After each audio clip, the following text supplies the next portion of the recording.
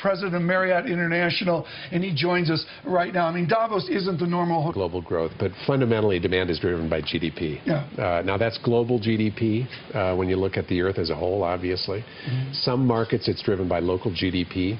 Take the United States. Then there's Manhattan. Well, Manhattan is a global city, right? Yeah. So Manhattan is benefited not just by the growth in the United States, but this rising mass of middle-class people from around the world, hundreds of millions of people traveling. Where do they want to go? New York. People are very different. People sometimes stay in very luxury hotels for one reason. Maybe it's an anniversary trip or something really important from a personal side. Maybe it's a business trip when somebody else is paying the bill. Maybe sometimes they stay in a less expensive place. We look at people coming out of China as an example. Ironically, many like to come to New York. They love to shop in New York.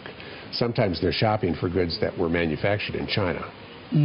Shipped to the United States, they buy it, they get to take it back. But there's still something a moderate tier property to save their money for shopping. Right. I don't think it's an either or in exactly the way you frame the question. So you look at this Courtyard Residence Inn we've just opened in New York. There are 3 floors of original art. Painted in place.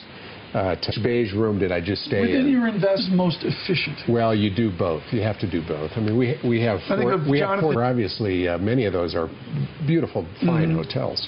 Some of them need capital, and they will get capital. And we're not going to get rid of them by and large. We'll get rid of some if they don't put the capital. It's a big place.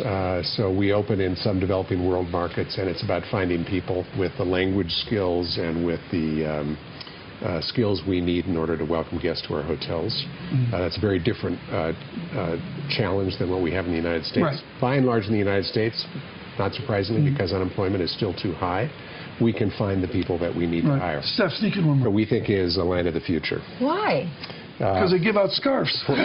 Independence swept across sub-Saharan Africa. You're seeing a number of countries with government which is strong and which is empowering people to grow, which is encouraging entrepreneurship.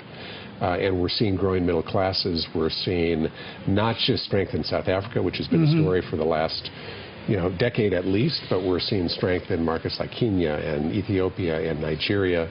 And as these places grow and as we see regional travel grow across them, we think the opportunities in Africa are great. So South Africa, have you been? I can see you with Marriott International to get us started here on our